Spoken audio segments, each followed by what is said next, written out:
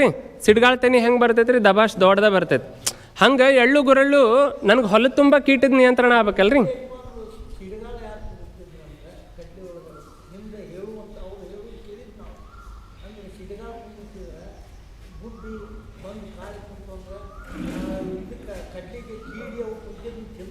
ಬರೋಬ್ಬರಿ ಬರೋಬ್ಬರಿ. ಹಂಗಿದ್ರೆ ನೀವು ಹೇಳಿದ ಲಾಜಿಕ್ ಪ್ರಕಾರನ ಎಳ್ಳು ಗುರಳ್ಳು ಸಿಡ್ಗಾಳ ಹಾಕ್ಬೇಕಿತ್ತಲ್ಲ, ಯಾಕೆ ಅಕಡಿ ಸಾಲ ಹಾಕ್ತಿದ್ರು? ನಿಮ್ದ ಪ್ರಶ್ನೆ ನಿಮ್ದ ಉತ್ತರ ಸರ್. ಈಗಿನ ಸಿಸ್ಟಮ್ ಕೇಳತ್ತಿಲ್ಲ ಸರ್, ಅವ್ರದ್ದೇ ಕೇಳತ್ತೇನ.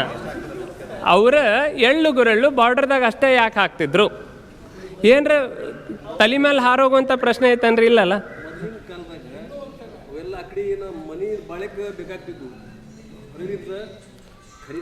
ಸರಿ ಸರ್, ಮನಿ ಬಾಳೆಕೆ ಬೇಕಂದ್ರೆ ನಂದು ಇಷ್ಟು ಹೊಲ ಐತೆ, ಒಂದು ಅರ್ಧ ಎಕರೆ ಕಡೆ ಹಿಂಗೆ ದಂಡಿಗೆ ಹಾಕೋಬೋದಿತ್ತಲ್ಲ, ಯಾಕೆ ಸುತ್ತಲೂ ಹಾಕಿದೆ? ಮನಿಗೆ ಲಿಮಿಟ ಸರ್. ನಾ ಹೇಳೋದು 2 ಗುಂಟೆ ಹಾಕೋತೇನೆ ನಾ ಮನಿಗೆ ಬೇಕಾಗೋ ಅಷ್ಟು. ಹೊಲ ತುಂಬ ಸುತ್ತಲೂ ಬಾರ್ಡರ್ಗೆ ಯಾಕೆ ಹಾಕ್ಬೇಕು ಹಿಂಗೆ? ಬರೋಬ್ರಿ ಸರಿ.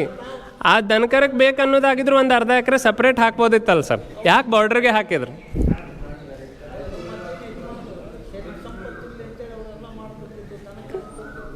ಕರೆಕ್ಟ್ ರೀ. ನಾನು ಹೇಳುದು ಈಗ ದನಕರಕ್ಕೆ ಬೇಕಲ್ಲ. ನಿಮ್ದು ಹೊಲ ಎಷ್ಟೈತೆ ಸರ್?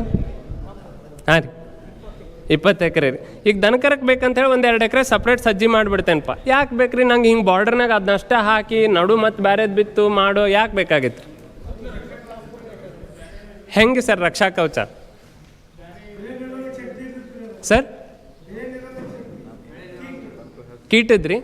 ಅದೇ ಕೀಟಕ್ಕೆ ಆಗೋದಾಗಿದ್ರೆ ಸಿಡ್ಗಾಳ ಹಾಕ್ಬೇಕಿತ್ತು ಅಂತ ಕೇಳಿದೆ ನಾ. ಅದಕ್ಕೆ ಈಗ ಸಾಹೇಬ್ರು ಹೇಳಿದ್ರಲ್ಲ, ಸಿಡ್ಗಾಳ ಹಾಕಿದ್ರೆ ಅಲ್ಲೊಂದು ಇಲ್ಲೊಂದು ಜೋಳದ ಮೇಲೆ ಗುಬ್ಬಿ ಬರ್ತಿತ್ತು, ಕೀಡಿ ಮೇಯ್ತಿತ್ತಂತ.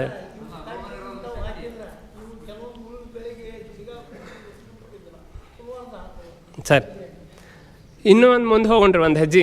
ಯಾಕೆ ವಿಚಾರ ಮಾಡಿಲ್ಲ ಅನ್ನೋದು ಗೊತ್ತಾಗಲ್ಲ ಅನ್ನೋದಕ್ಕೆ ಇಂಥ ಪ್ರಶ್ನೆ ಇಡ್ತೀನಿ ಅಷ್ಟೇ. ಒಳಗೆ ಒಂದು ಸ್ವಲ್ಪ ಹುಳ ಬಿಡ್ಬೇಕಲ್ಲ, ಮತ್ತು ಅಷ್ಟು ದೂರಿಂದ ಬಂದೇನೆ. ನಿಮ್ಮ ಕಡೆ ಚಲೋ ಚಲೋ ಟಾನಿಕ್ ಇರ್ತಾವೆ, ಅದಕ್ಕೆ ದೌಡ್ ಸತ್ತು ಅಂದ್ರೆ ಅವು. ಅದಕ್ಕೆ ನಾವು ಬಿಡು ಹುಳ ಸಾಯ್ಬಾರ್ದವು ದೌಡ, ಹಂಗೆ ತೊಗೊಂಬಂದಿರ್ತೇವೆ ನಾವು ಚಲೋ ಮೇಸಿ. ಕರೆಕ್ಟ್ ರೀ. ಈಗ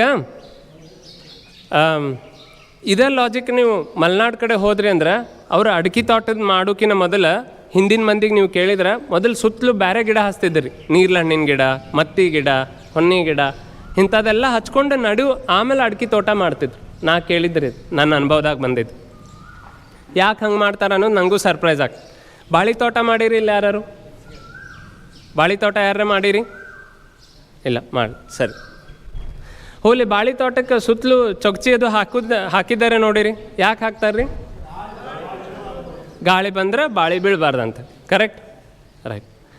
ಇದು ಒಂದು ಲಾಜಿಕ್ ಇಟ್ಕೊಳ್ಳೋಣ್ರಿ, ಹಂಗೆ ನೆನಪಿನಾಗಿರಲಿ.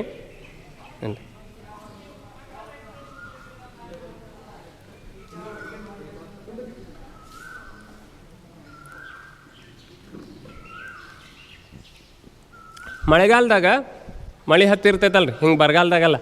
ಮಳೆ ಹತ್ತದಾಗ ಅರಿಬಿ ಒಣಗಂಗಿಲ್ಲ ಅಂಥೇಳಿ ಎಲ್ಲಿ ಒಣಗಿ ಹಾಕಿಸ್ತಾರೆ ರೀ ಮನ್ಯಾಗ? ಅವುಗಳು ಗಾಳಿಗೆ ರೀ. ಯಾಕೆ ರೀ ಗಾಳಿಗೆ ಯಾಕೆ ಒಣಗಿ ಹಾಕಿಸ್ತಾರ?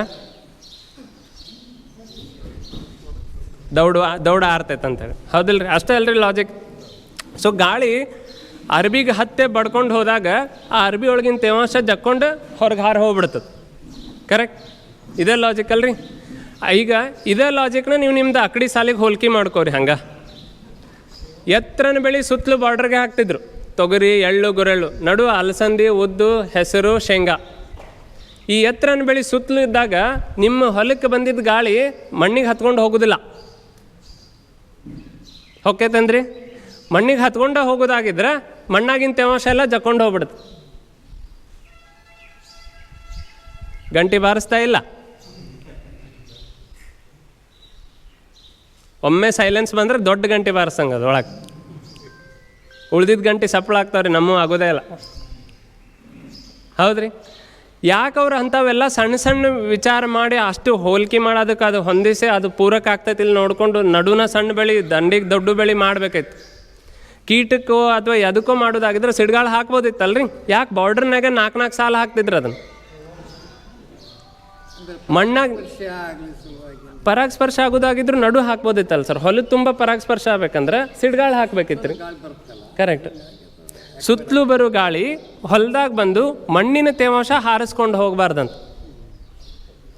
ನೀವು ಬಿತ್ತು ಮುಂದಾಗ ಹೆಂಗೆ ಮಾಡಿದ್ರು ಒಂದು ಸ್ವಲ್ಪ ಇಲ್ಲ ಸ್ವಲ್ಪ ಹಸಿ ಇರ್ತದೆ ರೀ, ಇಲ್ಲಾಂದ್ರೆ ಯಾರು ರೈತ ಬಿತ್ತಕ್ಕೆ ಹೋಗೋದಿಲ್ಲ, ಹೌದ್ರಿ? ಅವಾಗಂತೂ ಮಳಿದ ಗ್ಯಾರಂಟಿ ಇರ್ತದೆ.